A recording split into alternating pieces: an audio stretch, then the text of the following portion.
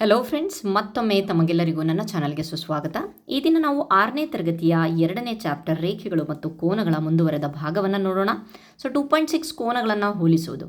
ಇದನ್ನು ಸ್ಟಾರ್ಟ್ ಮಾಡೋಕ್ಕಿಂತ ಮುಂಚೆ ಪ್ಲೀಸ್ ನಿಮ್ಮಲ್ಲಿ ಏನು ರಿಕ್ವೆಸ್ಟ್ ಮಾಡ್ಕೊತೀನಿ ಅಂತ ಅಂದರೆ, ನೀವು ಹೊಸ ಒಂದು ವ್ಯೂವರ್ಸ್ ಆಗಿದ್ದರೆ ನನ್ನ ಚಾನಲ್ಗೆ ಪ್ಲೀಸ್ ನನ್ನ ಚಾನಲನ್ನು ಸಬ್ಸ್ಕ್ರೈಬ್ ಮಾಡಿ, ಲೈಕ್ ಮಾಡಿ, ಶೇರ್ ಮಾಡಿ. ನನ್ನ ವೀಡಿಯೋಸ್ ಯಾವ ರೀತಿಯಾಗಿ ಅನಿಸ್ತಾ ಇದೆ ಅಂತ ಹೇಳ್ಬಿಟ್ಟು ಪ್ಲೀಸ್ ಕಮೆಂಟ್ ಮಾಡಿ. ಓಕೆ, ಬನ್ನಿ.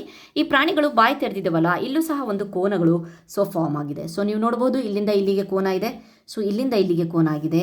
ಸೊ ಇಲ್ಲೂ ಸಹ ಇದೇನು ಚಿಕ್ಕ ಮರಿ ಅಲ್ವಾ, ಹಕ್ಕಿ ಮರಿ. ಆಮೇಲೆ ನೆಕ್ಸ್ಟ್ ಈ ಮೊಸಳೆಯ ಒಂದು ಬಾಯಿ ಹತ್ರನೂ ಸಹ ಕೋನ ಒಂದು ರೆಡಿಯಾಗಿದೆ. So okay fine. ಎರಡು ಕೋನಗಳನ್ನು ಹೋಲಿಸುವುದು ಯಾವಾಗಲೂ ಸುಲಭವೇ ಅಂತ ಕೊಡಿದೆ. ಇಲ್ಲಿ ಕೆಲವು ಕೋನಗಳಿದೆ. ಪ್ರತಿ ಕೋನವನ್ನು ಹೆಸರಿಸಿ ನೀವು ಅವುಗಳನ್ನು ಹೇಗೆ ಹೋಲಿಸುವಿರಿ?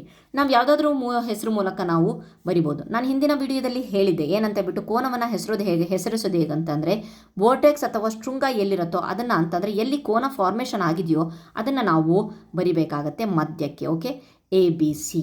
ಓಕೆ, ಇದು CDF ಅಂತ ಅಂದರೆ ಕೋನ CDE. Okay fine. Next PQR ಕೊಟ್ಟಾಗ ಯಾವತ್ತು ಈ ಕೋನ ಮಧ್ಯಕ್ಕೆ ಬರಬೇಕಾಗತ್ತೆ, Q ಮಧ್ಯಕ್ಕೆ ಬರಾಗುತ್ತೆ, ಎಲ್ಲಿ ಫಾರ್ಮ್ ಇದೆಯೋ ಅಲ್ಲಿ. ಓಕೆ, LMN ಕೋನ LMN. Okay fine. ನೆಕ್ಸ್ಟ್ ಇನ್ನು ಕೆಲವು ಕೋನಗಳನ್ನು ಇದೇ ರೀತಿ ರಚಿಸಬೇಕಂತೆ, ಅವುಗಳನ್ನು ಹೆಸರಿಸಬೇಕಂತೆ, ಹೋಲಿಸಬೇಕು. ಓಕೆ, ಒಂದರ ಮೇಲೊಂದು ಇನ್ನೊಂದನ್ನು ಇರಿಸಿ ಕೋನಗಳನ್ನು ಹೋಲಿಸೋದು. Okay fine. ಅದ್ರ ಬಗ್ಗೆ ಇಲ್ಲಿ ಚಿತ್ರಗಳನ್ನು ನೋಡೋಣಂತೆ. ಸೊ ಇಲ್ಲಿ ಎರಡು ಕೋನಗಳನ್ನು ಒಂದ್ರ ಮೇಲೆ ಒಂದನ್ನು ಇಟ್ಟಿದ್ದಾರೆ. ಇಲ್ಲೊಂದು ಕೋನ ಇದೆ ABC, ಇಲ್ಲಿ ಕೋನ PQR ಇದೆ. ಇದರ ಬೇಸನ್ನು ತೊಗೊಂಡೋಗಿ ಸೀದಾ ಇದ್ರ ಮೇಲೆ ಇಟ್ಟಿದ್ದಾರೆ. Okay fine. ಇಟ್ಟಾಗ ಈ ರೀತಿಯಾದಂಥ ಚಿತ್ರ ಆಗಿದೆ. Okay fine. ನೆಕ್ಸ್ಟ್ ಇಲ್ಲಿ ಏನು ಕೊಟ್ಟಿದ್ದಾರೆ ಅಂತ ಅಂದರೆ, ಎರಡು ಕೋನಗಳು ಒಂದ್ರ ಮೇಲೆ ಇನ್ನೊಂದು ಇರೋದು ಇಲ್ಲಿ ಚಿತ್ರ ತೋರಿಸ್ತಾ ಇದೆ. ಇಲ್ಲಿ ಕೋನ PQR ಇದೆಯಲ್ಲ, ಅದು ಕೋನ ABC ದೊಡ್ಡದು ಅಲ್ವಾ. ನೀವು ನೋಡಬಹುದು ಈ ಕೋನ ಇಷ್ಟಿದೆ. ಸೊ ಆದರೆ ಈ ಕೋನ ಬರೀ ಇಷ್ಟೇ ಇದೆ ಅಲ್ವಾ.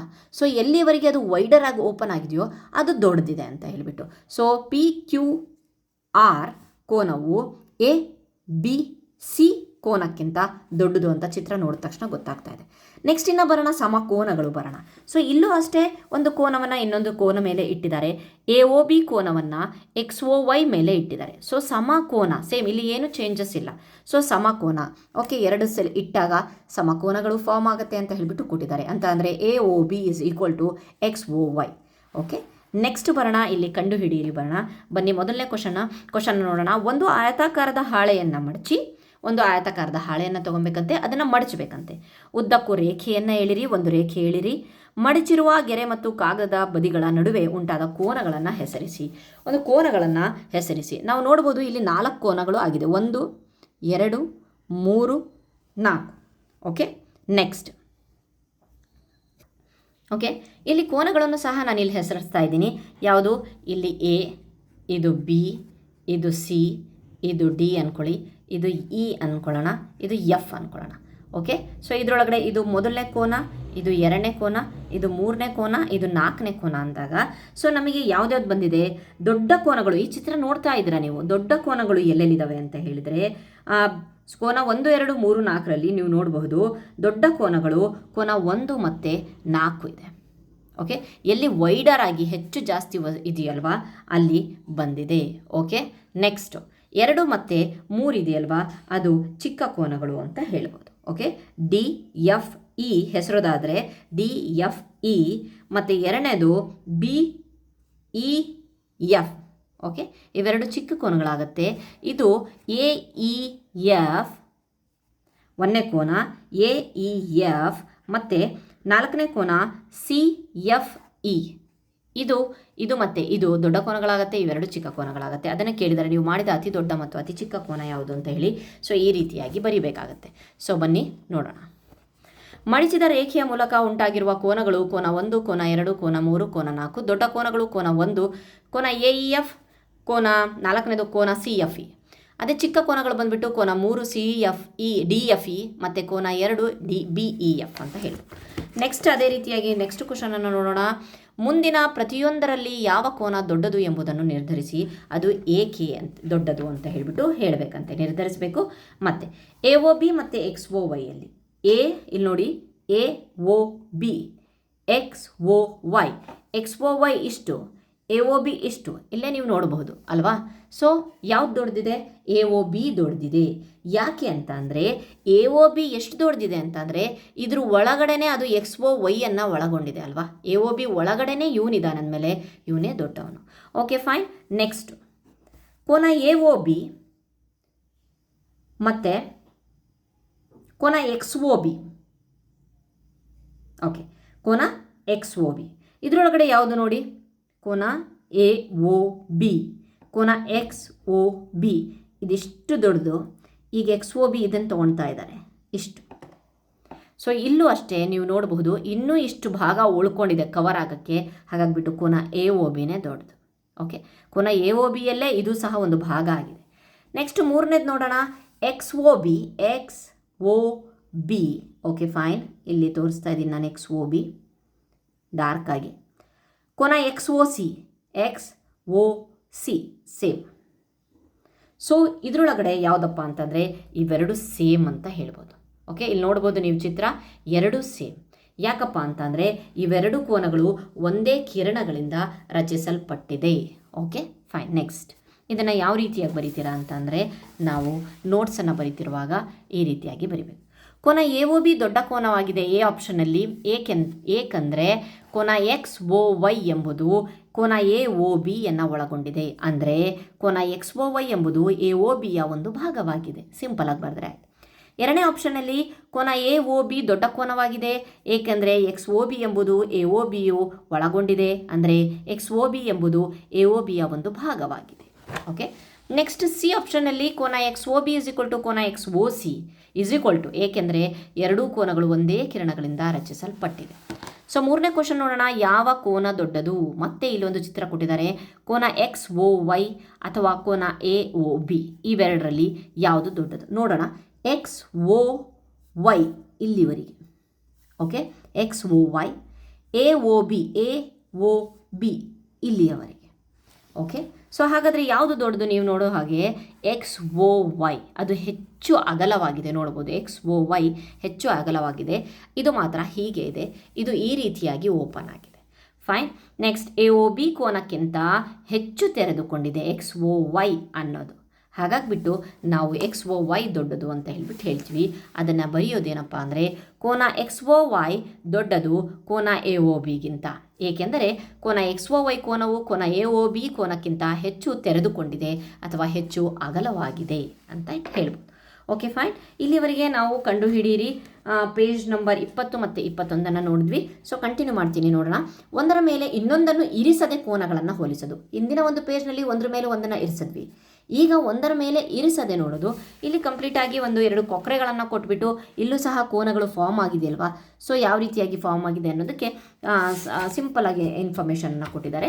ಸೊ ಹಾಗಾಗಿಬಿಟ್ಟು ಯಾವ ರೀತಿಯಾಗಿ ಮಾಡೋದಕ್ಕೆ ಅಂತ ಅನ್ನೋದಕ್ಕೆ ಈ ರೀತಿಯಾಗಿ ಸಿಂಪಲ್ಲಾಗಿ ಒಂದು ಆ್ಯಕ್ಟಿವಿಟಿಯನ್ನು ಕೊಟ್ಟಿದ್ದಾರೆ. ಆ ಒಂದು ಮೊದಲನೇ ಕೊಕ್ಕರೆಯನ್ನು ಈ ರೀತಿಯಾಗಿ ಕೊಟ್ಟಿದ್ದಾರೆ, ಅದರ ಒಂದು ಬಾಯಿ ಈ ರೀತಿಯಾಗಿ. ಎರಡನೇ ಕೊಕ್ಕರೆಯ ಬಾಯಿ ಈ ರೀತಿಯಾಗಿ ಓಪನ್ ಆಗಿದೆ ಅಂತ ಒಂದು ಆ್ಯಕ್ಟಿವಿಟಿ ಮೂಲಕ ಇಟ್ಟಿದ್ದಾರೆ. ಸೊ ಇಲ್ಲಿ ನೋಡಬಹುದು ನೀವು ಕೋನ BOA ಇದೆಯಲ್ವಾ, ಇದು ಇಲ್ಲಿಂದ ಸ್ಟಾರ್ಟ್ ಆಗಿ ಇಲ್ಲಿ ಇದೆ. ಎರಡನೇ ಕೊಕ್ಕರೆ ಇಷ್ಟಿದೆ ಇಲ್ಲಿ, ಬಟ್ ಇಲ್ಲಿ ಅದು ಏನು ಫಸ್ಟ್ ಆಗಿತ್ತಲ್ವ ಅದು ಹೀಗೆ ಸ್ಟಾರ್ಟ್ ಆಗಿತ್ತು. ಫಸ್ಟ್ನೇದು ಇದೇ ಚಿತ್ರವನ್ನು ಇಲ್ಲಿಟ್ಟಿರೋದು ಈಗ ನಾನು. ಸೊ ಹಾಗಾದರೆ ಇದಿನ್ನೂ ಚಿಕ್ಕದೇ ಇದೆಯಲ್ವಾ. ಸೊ ಹಾಗಾಗಿಬಿಟ್ಟು ಇದು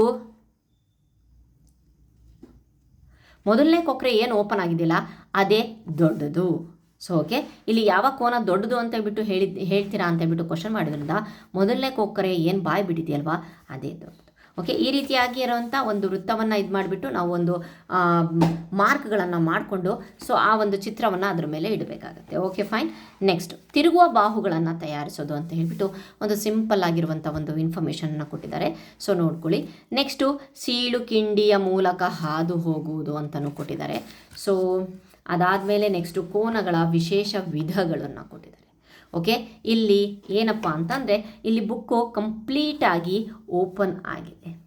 ನೀವು ನೋಡ್ಬೋದು ಇಲ್ಲೂ ಸಹ ಒಂದು ಕೋನ ಏರ್ಪಟ್ಟಿದೆ. ಅದು ಸರಳ ರೇಖೆಯಲ್ಲಿದೆಯಲ್ವಾ, ಅದಕ್ಕೋಸ್ಕರ ಇದನ್ನು ನಾವು ಸರಳ ಕೋನ ಅಂತ ಹೇಳ್ತೀವಿ. ಓಕೆ, ಒಂದು ಸರಳ ಕೋನ AOBಯನ್ನು ನಾವು ಪರಿಗಣಿಸಿದಾಗ ಯಾವುದೇ ಕಿರಣ OC ಇದೆಯಲ್ಲ, OCಯು ಇದನ್ನು AOC ಮತ್ತು COB ಅನ್ನೋ ಒಂದು 2 ಕೋನಗಳಾಗಿ ವಿಭಾಗಿಸುತ್ತೆ. ಸೊ ಇಲ್ಲೊಂದು ಕೋನ ಇದೆ, ಇಲ್ಲೊಂದು ಕೋನ ಇದೆ. ಒಂದು ಸರಳ ಕೋನದಲ್ಲಿ ನಾವು 2 ಕೋನಗಳನ್ನು ಸಹ ನೋಡಬಹುದು. ಓಕೆ, ಇಲ್ಲಿ ನೆಕ್ಸ್ಟ್ ನೋಡೋಣ. ಅನ್ವೇಷಿಸೋಣ ಅಂತ ಹೇಳಿಬಿಟ್ಟು ಇದನ್ನು ಕೊಟ್ಟಿದ್ದಾರೆ. ಆಮೇಲೆ ನೆಕ್ಸ್ಟು ಪ್ರತಿಯೊಂದು ಸಮಕೋನವನ್ನು ನಾವು ಲಂಬಕೋನ ಅಂತ ಹೇಳಿಬಿಟ್ಟು ಕರಿತೇವೆ. ಆದ್ದರಿಂದ ಒಂದು ಸರಳ ಕೋನದಲ್ಲಿ ಇಲ್ಲಿ ನೋಡ್ತಾ ಇದ್ದೀರಲ್ವ ನೀವು, ಒಂದು ಸರಳ ಕೋನದಲ್ಲಿ 2 ಲಂಬಕೋನಗಳು ಇರುತ್ತೆ ಈ ರೀತಿ.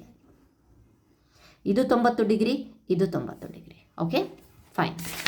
Next 90 90 180 degree. ಹಾಗಾದರೆ ಸರಳ ಕೋನದ ಅಳತೆ ಎಷ್ಟಪ್ಪ ಅಂದರೆ 180 ಡಿಗ್ರಿ.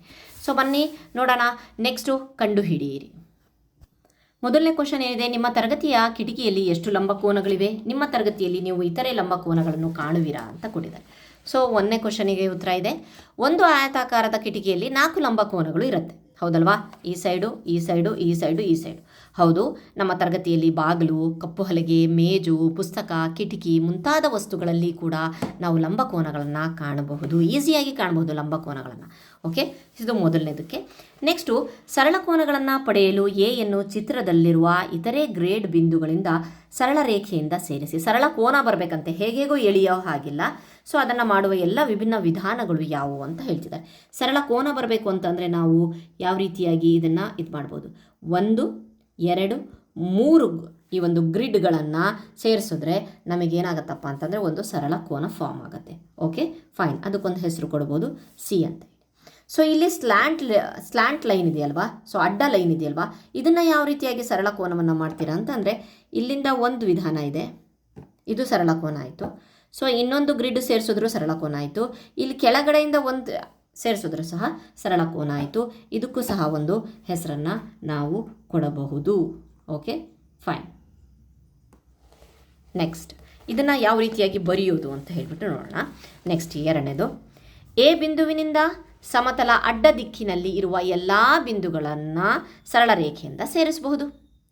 ಅದೇ ಎ ಬಿಂದುವಿನಿಂದ ಓರೆಯಾಗಿ, 2ನೇದು ನೋಡಿದ್ರಲ್ವ, ಓರೆಯಾಗಿ ಇರುವ ಎಲ್ಲ ಬಿಂದುಗಳನ್ನು ಸರಳ ರೇಖೆಯಿಂದ ಸೇರಿಸಬಹುದು. ಇದು ವಿಧಾನವನ್ನು ಬರೆಯೋದು ಅಷ್ಟೇ, ಅಲ್ಲೇನೋ ಮಾಡಿದ್ವಿ, ಬಟ್ ಇಲ್ಲಿ ನಾವು ನೋಟ್ಸಿಗೋಸ್ಕರ ಒಂದು ವಿಧಾನವನ್ನು ಬರಿಬೇಕಲ್ಲ, ಸೊ ಈ ರೀತಿಯಾಗಿ ಬರಿಬೇಕು. ನೆಕ್ಸ್ಟ್ 3ನೇದನ್ನು ನೋಡೋಣ. ಈಗ ಲಂಬಕೋನ ಪಡಿಬೇಕಂತೆ, ಇಲ್ಲಿ ಸರಳ ಕೋನ ಪಡೆದ್ವಿ, ಈಗ ಲಂಬಕೋನವನ್ನು ಪಡೆಯಲು ಎಯನ್ನು ಚಿತ್ರದಲ್ಲಿರುವ ಇತರೆ ಗ್ರಿಡ್ ಬಿಂದುಗಳೊಂದಿಗೆ ಸರಳ ರೇಖೆಯಿಂದ ಸೇರಿಸಿ. ಯಾವ ರೀತಿಯಾಗಿ ಬರಿಬೋದು ಇದನ್ನು? ಮುಂದೆ ನಾನು ಎಳ್ಕೊಂಡು ಹೋದರೆ ಇದು ಸರಳ ಕೋನ ಆಗುತ್ತೆ, ನಮಗೆ ಬೇಕಾಗಿರೋದು ಲಂಬಕೋನ. ಸೊ ಲಂಬಕೋನವನ್ನು ಮಾಡೋಕ್ಕೆ ನಾನು ಯಾವ ರೀತಿಯಾಗಿ ಮಾಡ್ಬೋದು, ಇಲ್ಲೊಂದು ಎಳೆದು ಆಯಿತಾ, ಇಲ್ಲೆಷ್ಟಾಯಿತು ಲಂಬಕೋನ ಆಯಿತು, ಇಲ್ಲಿ ಫಾರ್ಮ್ ಆಯಿತು ಲಂಬಕೋನ. ಸೊ ಹೀಗೂ ಸಹ ಎಳೆದ್ರು ಇಲ್ಲೂ ಒಂದು ಫಾರ್ಮ್ ಆಯಿತು ಲಂಬಕೋನ. Okay fine. ಅದೇ ಚಿತ್ರ ಈ ರೀತಿಯಾಗಿ ಕ್ರಾಸ್ ಮಾಡಿದ್ರೆ ಇಲ್ಲೂ ಸಹ ಗೆರೆಯನ್ನು ನಾನು ಹಾಕಿದೆ ಅಂತ ಅಂದ್ಕೊಂಡ್ರೆ ಇಲ್ಲೂ ಲಂಬಕೋನ ಆಯಿತು. Okay fine. ಸೊ ಈ ಚಿತ್ರಗಳನ್ನು ಮಿಕ್ಸ್ ಮಾಡೋದ್ರಿಂದ ಆಯಿತು. ಸೊ ಅದು ಬಿಟ್ಟು ನಾನು ಲಂಬವಾಗಿ ಇಲ್ಲಿ ಈ ರೀತಿಯಾಗಿ ಎಳಿತೀನಿ ಅಂತ ಅಂದರೆ ನೇರವಾಗಿ ಅದು ಲಂಬಕೋನ ಆಗೋದಿಲ್ಲ. ಇದಕ್ಕೊಂದು ಹೆಸರನ್ನು ಕೊಟ್ಕೊಳ್ಳಿ, ಬಿ ಸಿ. Okay fine. ಇಲ್ಲಿ ಈಗ ಸ್ಲ್ಯಾಂಟ್ ಆಗಿದೆ, ಇಲ್ಲಿ ಯಾವ ರೀತಿಯಾಗಿ ತೊಗೊಳ್ತೀರಾ ಅಂತ ಹೇಳ್ತಾ ಇದ್ದಾರೆ. ಸೊ ಇಲ್ಲಿ ನಾನು ಯಾವ ರೀತಿಯಾಗಿ ಎಳಿತೀನಿ ಅಂತ ಅಂದರೆ, ಸೊ ಈ ರೀತಿಯಾಗಿ ಎಳಿತೀನಿ, ಇಲ್ಲಿ ಇಲ್ಲಿ ಇಲ್ಲಿ ಇಲ್ಲಿ. ಸೊ 2 ಲಂಬಕೋನಗಳು ಬಂತು. Okay fine. ನೆಕ್ಸ್ಟ್ ಸೊ ಸುಳುವು ಅಂತಲೂ ಕೊಟ್ಟಿದ್ದಾರೆ ಅವರು. ನೆಕ್ಸ್ಟ್ ನೋಡೋಣ. ಕಾಗದದ ಮೇಲೆ ಓರೆಯಾದ ಮಡಚಿದ ಗೆರೆಯನ್ನು ಪಡೆಯಿರಿ. ಒಂದು ಕಾಗದ ಮೇಲೆ ಓರೆಯಾದ ಮಡಚಿದ ಒಂದು ಗೆರೆ ಪಡೆಯಿರಿ. ಈಗ ಓರೆಯಾದ ಮಡಚಿದ ಗೆರೆ ಲಂಬವಾಗಿರುವ ಮತ್ತೊಂದು ಮಡಚಿದ ಗೆರೆಯನ್ನು ಪಡೆಯಲು ಪ್ರಯತ್ನಿಸಿ. ಸೊ 2 ಅಂತೆ. ಈಗ ನಿಮ್ಮ ಬಳಿ ಎಷ್ಟು ಲಂಬಕೋನಗಳಿವೆ? ಕೋನಗಳು ನಿಖರವಾಗಿ ಲಂಬಕೋನಗಳಾಗಿವೆ, ಸಮರ್ಥಿಸಿ. ಉತ್ತರ ಒಟ್ಟು 4. ಈ ರೀತಿಯಾಗಿ ಮಡಚಿದ್ದೀವಿ ನಾವು ಕಾಗದವನ್ನು.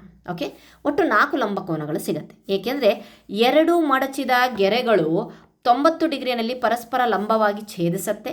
2 ಪರಸ್ಪರ ಲಂಬ ರೇಖೆಗಳು ಒಂದನ್ನೊಂದು ಛೇದಿಸಿದಾಗ ತಲಾ 90 ಡಿಗ್ರಿ ಅಳತೆಯ 4 ಸಮಾನ ಲಂಬಕೋನಗಳು ಸಿಗುತ್ತೆ. ಇಲ್ಲೊಂದು, ಇಲ್ಲೊಂದು, ಇಲ್ಲೊಂದು, ಇಲ್ಲೊಂದು. ನೀವೊಂದು ಪೇಪರನ್ನು ಕ್ಲೀನಾಗಿ ಆಪೋಸಿಟ್ ಡೈರೆಕ್ಷನಲ್ಲಿ ಮಡಚಿಬಿಡಿ, ಈ ರೀತಿಯಾಗಿ ಮತ್ತು ಈ ರೀತಿಯಾಗಿ. So will get this picture. ಈ ರೀತಿಯಾದಂಥ ಒಂದು ಪಿಕ್ಚರನ್ನು ಸಿಗುತ್ತೆ. ನೆಕ್ಸ್ಟ್ ಬಿ ನೋಡೋಣ. ನೀವು ಕಾಗದವನ್ನು ಹೇಗೆ ಮಡಚಿದ್ದೀರಿ ಎಂಬುದನ್ನು ವಿವರಿಸಿ. ಹಾಗಾದರೆ ನೀವು ಯಾವ ರೀತಿಯಾಗಿ ಕಾಗದವನ್ನು ಮಡಚಿದ್ರಿ? ನಿಮ್ಮ ವಿವರಣೆಯು ಹೇಗಿರಬೇಕು ಅಂದರೆ, ಈ ಪ್ರಕ್ರಿಯೆಯ ಬಗ್ಗೆ ತಿಳಿದಿಲ್ಲದ ಯಾವುದೇ ವ್ಯಕ್ತಿಯು ಲಂಬಕೋನವನ್ನು ಪಡೆಯಲು ಸರಳವಾಗಿ ಅನುಸರಿಸುವಂತಿರಬೇಕು. ಅಂದರೆ ಇದು ಹೇಳೋದಲ್ಲ, ಇಲ್ಲಿ ಪ್ರಕ್ರಿಯೆ ಬರೆಯುವಂಥದ್ದು. ಸೊ ಮೊದಲನೇದಾಗಿ ಕಾಗದವನ್ನು ಒಮ್ಮೆ ಮಡಚಿ ಒಂದು ಓರೆಯ ಮಡಚಿದ ಗೆರೆ ಮಾಡಿ. ಓಕೆ ಫೈನ್, ಈ ರೀತಿಯಾಗಿ ಮಡಚಿದ್ವಿ. Okay fine. ನೆಕ್ಸ್ಟ್ ನಂತರ ಓಕೆ ನಾನು ಮಾಡಿ ತೋರಿಸ್ತೀನಿ. ಕಾಗದವನ್ನು ಒಮ್ಮೆ ಮಡಚಿ ಒಂದು ಓರೆಯ ಮಡಚಿದ ಗೆರೆಯನ್ನು ಮಾಡಿರಿ. ಓಕೆ, ಒಂದು ಕಾಗದವನ್ನು ತಗೊಂಡು ನಾನು ಈ ರೀತಿಯಾಗಿ ಮಾಡಿಸಿದೆ, ಒಂದು ಓರೆ ಗೆರೆ ಬಂತು. Okay fine. ನಂತರ ಕಾಗದವನ್ನು ಮಡಚಿ ಮೊದಲ ಮಡಚಿದ ಗೆರೆ ತನ್ನ ಮೇಲೆಯೇ ಸರಿಯಾಗಿ ಹೊಂದುವಂತೆ ಮಾಡಿರಿ. ಓಕೆ, ಮತ್ತೆ ಈ ಒಂದು ಈ ಗೆರೆ ತನ್ನ ಮೇಲೇ ಕೂರಬೇಕು. ಕಾಣಿಸ್ತಾ ಇದೆಯಲ್ವ ನಿಮಗೆ ಮಡಚಿರೋದು? ತನ್ನ ಮೇಲೇ ಕೂರಬೇಕು, ಆ ರೀತಿಯಾಗಿ ಮಡಚಿ. Okay fine. ಮಡಚಿದ ಭಾಗವನ್ನು ಚೆನ್ನಾಗಿ ಒತ್ತಿ, ಮಡಚಿದ ಭಾಗವನ್ನು ಈಗ ಚೆನ್ನಾಗಿ ಒತ್ತಿ. ಯಾಕೆ ಅಂತಂದರೆ ನಿಮಗೆ ಗೆರೆ ಕಾಣಿಸ್ಬೇಕಲ್ಲ, ಅದಕ್ಕೆ. ಹೊಸದಾಗಿ ಉಂಟಾದ ಮಡಚಿದ ಗೆರೆ ಮೊದಲು ಮಡಚಿದ ಗೆರೆಗೆ ಲಂಬವಾಗುತ್ತದೆ. ಈಗ ಓಪನ್ ಮಾಡಿ ಇಲ್ಲಿ ನೋಡಿ, ಇದನ್ನು ಸಹ ಕ್ಲೀನಾಗಿ ಮಡಚಿ ನಿಮಗೆ ಕಾಣೋ ಥರ ತೋರಿಸೋಣ. ಓಕೆ, ನೀವು ನೋಡ್ತಾ ಇದ್ದೀರಾ. ಸೊ ಇಲ್ಲಿ ಕ್ಲೀನಾಗಿ ಬಂದಿದೆ. ಸೊ ಇಲ್ಲಿ ಯಾವ ರೀತಿಯಾಗಿ ಇಲ್ಲಿ ನೋಡಬಹುದು, ಒಂದು ಸರಳ ಕೋನ ಅಂತಂದು ಗೆರೆ ಹಾಕಿದ್ರೆ ಇಲ್ಲಿ ಅದಕ್ಕೆ ಲಂಬವಾಗಿ ಒಂದು ಬಂದಿದೆ. ಸೊ ಅದಕ್ಕೆ ಇಲ್ಲೂ ಲಂಬವಾಗಿದೆ. ಸೊ ಅದಕ್ಕೆ ಎರಡು ಕಡೆ ಛೇದಿಸಿದಾಗ ಈ ರೀತಿಯಾಗಿ ಬಂದಿದೆ ಅಲ್ವಾ. 4 ಲಂಬ ಕೋನಗಳು ಬಂದಿದೆ. ಮಡಚಿದ ಗೆರೆಗೆ ಲಂಬವಾಗಿರುತ್ತದೆ. ಅವು ಛೇದಿಸುವ ಸ್ಥಳದಲ್ಲಿ ಲಂಬ ಕೋನಗಳು ಉಂಟಾಗತ್ತೆ. Okay fine. ಇಷ್ಟೇ ನಾವು ಇದನ್ನು ಮೆಥಡನ್ನು, ಈಗ ನಾನು ಇದನ್ನು ಓದ್ತಾ ಈಗ ಮೆಥಡ್ ಮಾಡುತ್ತನಲ್ವ, ಅದೇ ರೀತಿ ಯಾವ ರೀತಿಯಾಗಿ ಆ ಒಂದು ಸೆಂಟೆನ್ಸ್ ಇರಬೇಕು ಅಂದರೆ ಬೇರೆಯವರಿಗೆ ಯಾರಿಗೆ ಗೊತ್ತಾಗಲಿಲ್ವೋ ಅವರು ಸಹ ಮಾಡಬೇಕು, ಆ ರೀತಿಯಾಗಿರಬೇಕು. ಓಕೆ, ನೆಕ್ಸ್ಟ್ ಇಲ್ಲಿ ಕೋನಗಳನ್ನು ವರ್ಗೀಕರಿಸುವುದು ಅಂತ ಕೊಟ್ಟಿದ್ದಾನೆ. ಸೊ ಅದನ್ನು ಸಹ ಮಾಡಿಬಿಡೋಣ. ಮುಂದೆ ತೋರಿಸುವಂತೆ ಕೋನಗಳನ್ನು 3 ಗುಂಪುಗಳಾಗಿ ವರ್ಗೀಕರಿಸಿದ್ದಾರೆ. 2ನೇ ಗುಂಪಿನಲ್ಲಿ ಲಂಬ ಕೋನಗಳಿದ್ದಾವೆ, 2ನೇ ಗುಂಪಿನಲ್ಲೆಲ್ಲ ಲಂಬ ಕೋನ ಇದೆ. ಸೊ ಇದನ್ನು ಹೇಳಿಬಿಡ್ತೀನಿ, ಇವೆಲ್ಲ ಲಘು ಕೋನಗಳಿದ್ದಾವೆ. ಲಘು ಕೋನಗಳು ಅಂತ ಅಂದರೆ 90 ಡಿಗ್ರಿಗಿಂತ ಕಡಿಮೆ ಇದೆ. ಸೊ ಅದಾದಮೇಲೆ ಇದು ವಿಶಾಲ ಕೋನ ಇದೆ, ಇದು ಲಘು ಕೋನ ಇದೆ, ಇದು ಲಂಬ ಕೋನ ಇದೆ, ಇದು ವಿಶಾಲ ಕೋನ ಇದೆ. ಇಲ್ಲಿ ವಿಶಾಲ ಕೋನ ಅಂತ ಅಂದರೆ 90 ಡಿಗ್ರಿಗಿಂತ ಜಾಸ್ತಿ, 180 ಡಿಗ್ರಿಗಿಂತ ಕಡಿಮೆ. ಕಡಿಮೆ. ಓಕೆ, ಇದು 90 ಡಿಗ್ರಿ ಇರುತ್ತೆ, ಇದು 90 ಡಿಗ್ರಿಗಿಂತ ಕಡಿಮೆ ಇರುತ್ತೆ. Okay fine. ನೆಕ್ಸ್ಟ್, ಸೊ ಇಲ್ಲಿ ಕಂಡುಹಿಡಿಯಿರಿ ಅಂತ ಕೊಟ್ಟಿದ್ದಾರೆ. ಹಿಂದಿನ ಚಿತ್ರಗಳಲ್ಲಿ ಲಘುಕೋನ, ಲಂಬಕೋನ, ಅಧಿಕ ಕೋನ ಮತ್ತು ಸರಳ ಕೋನಗಳನ್ನು ತಿಳಿಸಿ. ಆಲ್ಮೋಸ್ಟ್ ಈ 3 ಕೋನಗಳಲ್ಲಿ ಸರಳ ಕೋನ ಅಂತೂ ಎಲ್ಲೂ ಕಾಣಿಸ್ತಾ ಇಲ್ಲ, ನೀವು ನೋಡ್ಬೋದು. ಲಘು ಕೋನಗಳು ಇದೆಯಾ, ಈಗ ಹೇಳಿದೆ. ಲಂಬ ಕೋನಗಳು ಇವು, ವಿಶಾಲ ಕೋನಗಳು ಇವೆ. Okay fine. ನೆಕ್ಸ್ಟ್, 2ನೇ ಕ್ವಶನ್, ಕೆಲವು ಲಘು ಕೋನಗಳು ಮತ್ತು ಕೆಲವು ಅಧಿಕ ಕೋನಗಳನ್ನು ಮಾಡಿ ಅವುಗಳನ್ನು ವಿವಿಧ ರೀತಿಗಳಲ್ಲಿ ರಚಿಸಿ. ಸೊ ಮತ್ತೆ ಇದಲ್ಲದೆ ಇನ್ನೂ ನೀವು ಬಿಡಿಸ್ರಿ ಅಂತ ಕೊಟ್ಟಿದ್ದಾರೆ. ಲಘು ಕೋನ ಮತ್ತು ವಿಶಾಲ ಕೋನ. ಲಘು ಕೋನಗಳು ಈ ರೀತಿಯಾಗಿದೆ. ಸೊ ಅದಕ್ಕೆ ಒಂದು ಹೆಸರು ಕೊಡಿ. Okay, ABC, PQR and then STR. ಅಧಿಕ ಕೋನಗಳು ಅಂತ ಅಂದರೆ ಈ ರೀತಿಯಾಗಿದೆ, ABC, MNO, PQR. ನೀವು ಯಾವ ರೀತಿಯಾಗಾದರೂ ಕೊಡ್ಬೋದು, ಬಟ್ ಅವು ಲಘು ಕೋನ ಆಗಿರಬೇಕು, ಅಳತೆಗೆ ಕರೆಕ್ಟ್ ಆಗಿರಬೇಕು, 90 ಡಿಗ್ರಿಯಿಂದ ಕಡಿಮೆ ಇರಬೇಕು, 35, 45, 55, 65. ಸೊ ಯಾವುದಾದ್ರೂ ಕೊಡ್ಬೋದು. ಅಧಿಕ ಕೋನಗಳು ಅಂತಂದರೆ 90 ಡಿಗ್ರಿಗಿಂತ ಜಾಸ್ತಿ ಇರಬೇಕು, 180 ಡಿಗ್ರಿಗಿಂತ ಕಡಿಮೆ ಇರಬೇಕು. ಓಕೆ, ನೆಕ್ಸ್ಟ್ 3ನೇದು, ಲಘು ಮತ್ತು ಅಧಿಕ ಪದಗಳ ಅರ್ಥವೇನು ಎಂದು ನಿಮಗೆ ತಿಳಿದಿದೆಯೇ? ಲಘು ಎಂದರೆ ಚೂಪಾದ ಮತ್ತು ಅಧಿಕ ಎಂದರೆ ಮೊಂಡಾದ. ಈ ಪದಗಳನ್ನು ಏಕೆ ಆಯ್ಕೆ ಮಾಡಲಾಗಿದೆ ಎಂದು ನೀವು ಯೋಚಿಸ್ರಿ. ಲಘು ಕೋನ ಅಂತಂದರೆ 90 ಡಿಗ್ರಿಗಿಂತ ಕಡಿಮೆ ಇರುವ ಕೋನ, ಇದನ್ನು ಚೂಪಾದ ಕೋನ ಅಂತ ಕರಿತೀವಿ ಅಲ್ವಾ. ಚೂಪಾಗಿರುತ್ತೆ, ಅದು ಶಾರ್ಪ್ ಆಗಿರುತ್ತೆ. ಅಧಿಕ ಕೋನ ಅಂತಂದರೆ 90 ಡಿಗ್ರಿಗಿಂತ ಹೆಚ್ಚು, 180 ಡಿಗ್ರಿಗಿಂತ ಕಡಿಮೆ ಇರುವ ಕೋನ, ಇದನ್ನು ಮೊಂಡಾದ ಕೋನ ಅಂತ ಹೇಳ್ತೀವಿ. ಒಂದು ಸ್ವಲ್ಪ ಜಾಸ್ತಿ ಬಾಯಿ ತೆರೆದಿರುತ್ತಲ್ವ. ಸೊ ಇಲ್ಲಿ ಆ ಒಂದು ಚೂಪತೆ ಇಲ್ಲಿ ಸಿಗೋದಿಲ್ಲ. ಓಕೆ, ನೆಕ್ಸ್ಟ್, ಕಾರಣ ಏನು ಅಂದರೆ ಲಘು ಕೋನವು ಚೂಪಾಗಿ ಕಾಣುತ್ತೆ, ಅಧಿಕ ಕೋನವು ಹೆಚ್ಚು ತೆರೆದಿರೋದ್ರಿಂದ ಮೊಂಡಾಗಿ ಕಾಣುತ್ತೆ. ಓಕೆ, ನೆಕ್ಸ್ಟ್, ಮುಂದೆ ನೀಡಿರುವ ಪ್ರತಿ ಚಿತ್ರದಲ್ಲಿ ಲಘು ಕೋನಗಳ ಸಂಖ್ಯೆಯನ್ನು ಬರೆಯಿರಿ. ಮೊದಲನೇ ಚಿತ್ರದಲ್ಲಿ ಎಷ್ಟಿದೆಯಪ್ಪ ಅಂತಂದರೆ 3 ಲಘು ಕೋನಗಳಿದ್ದಾವೆ. 3 ಲಘು ಕೋನ. ಯಾಕೆ 3 ಲಘು ಕೋನಗಳು ಅಂತ ಹೇಳ್ತೀವಿ ಅಂತಂದರೆ ನಮಗೆ ಗೊತ್ತುಂಟು ತ್ರಿಭುಜದ ಒಳಕೋನಗಳ ಮೊತ್ತ 180 ಡಿಗ್ರಿ ಅಂತೆ. ಸೊ ಇದು 60, 60, 60. ಇದು ಸಮಬಾಹು ತ್ರಿಭುಜ ಥರನೇ ಕಾಣಿಸ್ತಾ ಇದೆ, ಹಾಗಾಗಿಬಿಟ್ಟು ಕೋನಗಳು ಸಮವಾಗಿರುತ್ತೆ, 180 ಡಿಗ್ರಿ. ಓಕೆ, ಅದು ಒಟ್ಟು ಲಘು ಕೋನಗಳು 3. 2ನೇ ಚಿತ್ರದಲ್ಲಿ ಬಂದಾಗ ಎಷ್ಟಿದೆ? 1, 2, 3, 4, 5, 6, 7, 8, 9, 10, 11, 12. ಓಕೆ, 2ನೇ ಚಿತ್ರದಲ್ಲಿ 12 ಇದೆಯಂತೆ. ಹಾಗೆ ಬರೋಣ, 3ನೇ ಚಿತ್ರದಲ್ಲಿ ನೋಡಿದ್ರೆ 21 ಬರುತ್ತೆ. ಇಲ್ಲಿ 3 ಇದೆ, ಇಲ್ಲಿ 12 ಇದೆ, ಇಲ್ಲಿ 21 ಇದೆ. ಓಕೆ, ನೆಕ್ಸ್ಟು ಮುಂದಿನ ಚಿತ್ರ ಯಾವುದಾಗಿರುತ್ತದೆ ಮತ್ತು ಅದು ಎಷ್ಟು ಲಘು ಕೋನಗಳನ್ನು ಹೊಂದಿದೆ. ಸೊ ಹಾಗಾದರೆ ಮುಂದಿನ ಚಿತ್ರದಲ್ಲೂ ಹೇಳಿಬಿಡ್ತೀವಿ ಎಷ್ಟಿರುತ್ತಪ್ಪ ಅಂತಂದರೆ 30 ಕೋನ ಲಘು ಕೋನಗಳು ಇರುತ್ತೆ. ಹೇಗೆ ಹೇಳಿದ್ವಿ? 3, 12, 21 ಅಂತಂದರೆ ಪ್ರತಿ ಹಂತದಲ್ಲೂ ಸಹ 9, 9 ಜಾಸ್ತಿ ಆಗಿದೆ. 3ಕ್ಕೆ 9 ಕೂಡಿಸಿದ್ರೆ 12, 12ಕ್ಕೆ ಮತ್ತೆ 9 ಕೂಡಿಸಿದ್ರೆ 21, 21ಕ್ಕೆ 9 ಕೂಡಿಸಿದ್ರೆ 30. ನೆಕ್ಸ್ಟ್ ಅದರ ಮುಂದಿಂದು ಹೇಳ್ಬೋದು, 30ಕ್ಕೆ ಮತ್ತೆ 9 ಕೂಡಿಸಿದ್ರೆ 39.